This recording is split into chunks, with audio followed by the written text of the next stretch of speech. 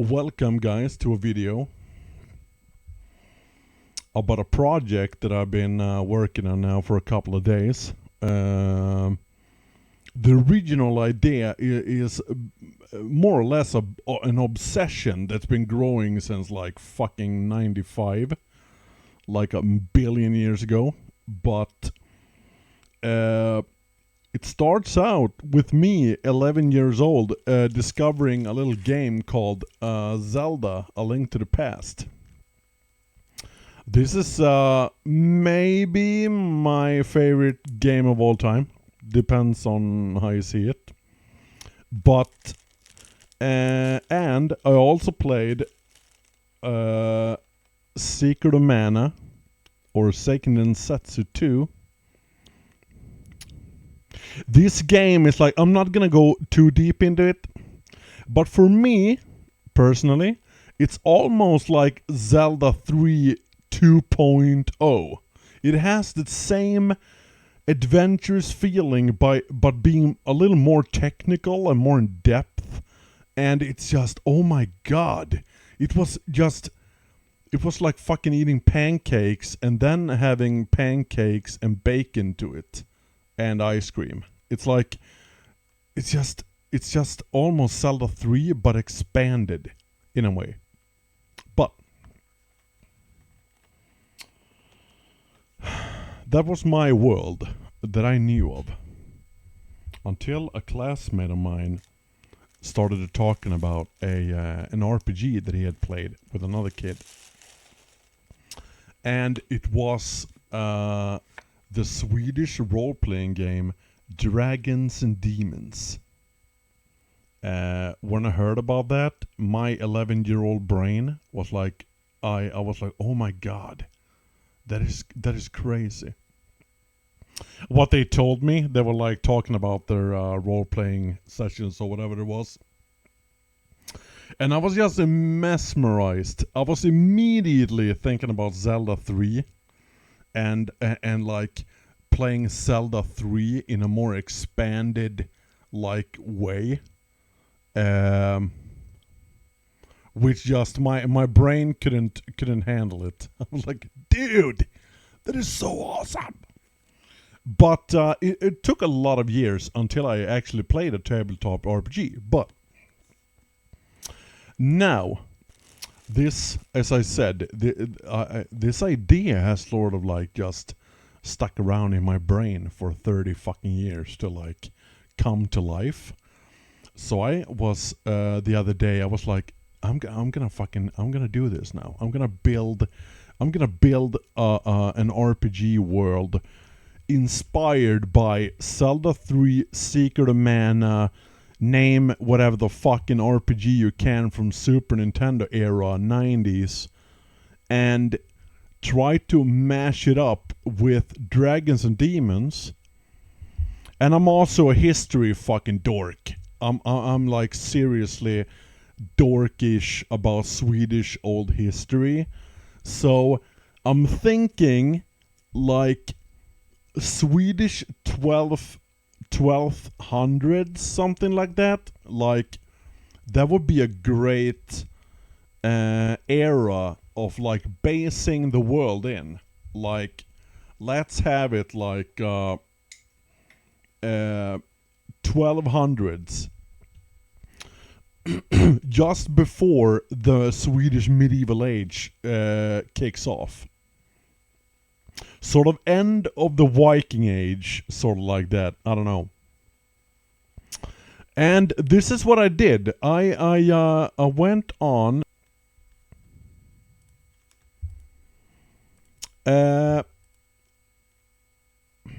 This is the region where I live, basically.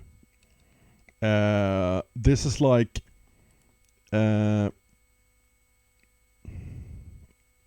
this whole region, and I thought, like, how the fuck should I explain this?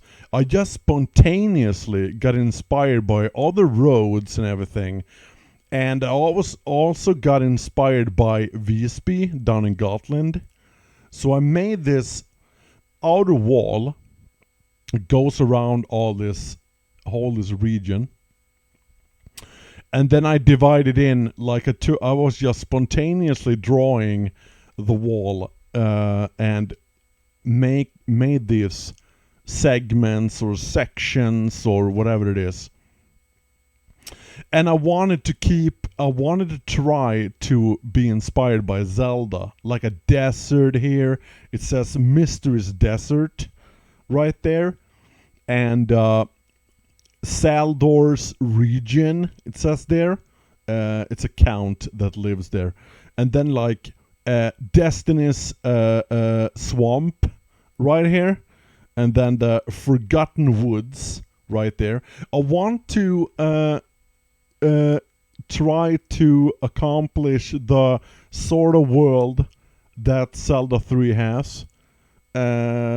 These sections with maybe a temple.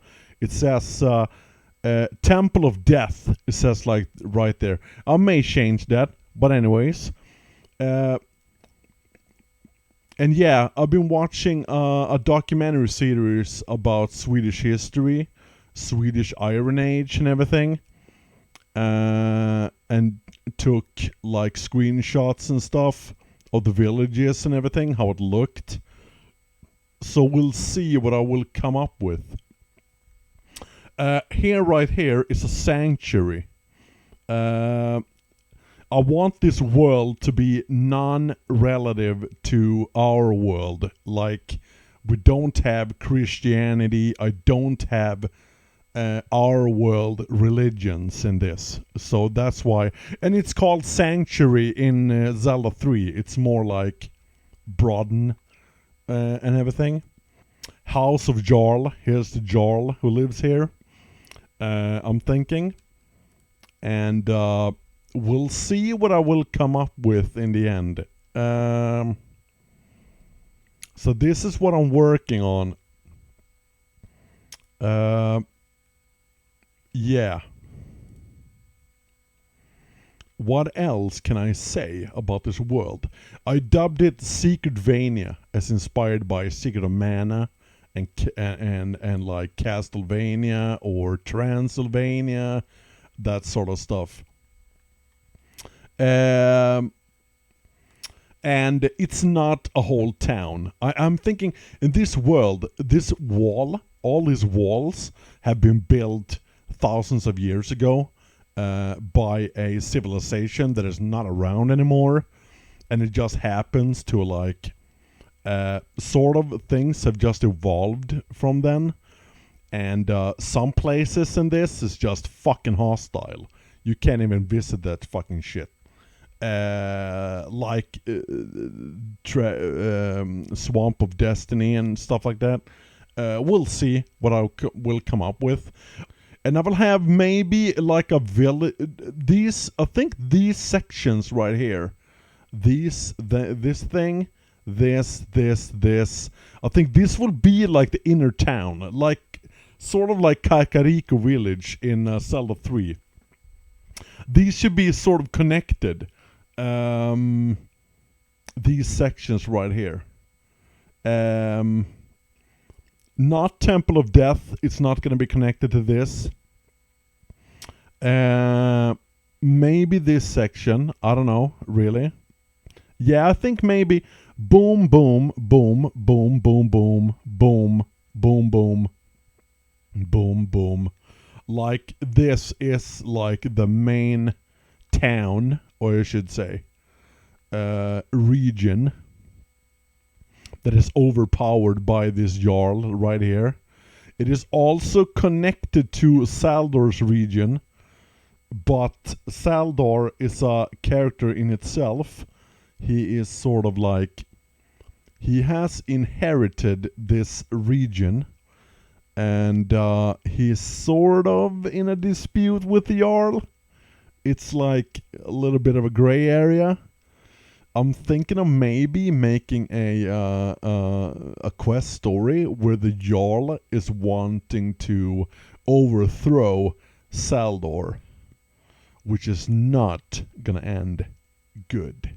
Saldor is sort of a guy you don't fuck with. He's sort of like, just leave the fucking guy alone. That's what I'm thinking of when I'm thinking of Saldor. This is this dark region, but Saldor's region is pretty peaceful, but it's darker than the Jarl's region. That's what I'm thinking. And then you got the Swamp Destiny, where it's like dark, like ghosts and zombies and shit, maybe floating around here. I don't know, but it's not pleasant. And I think Saldor is like keeping his region in peace. That's what I'm thinking of.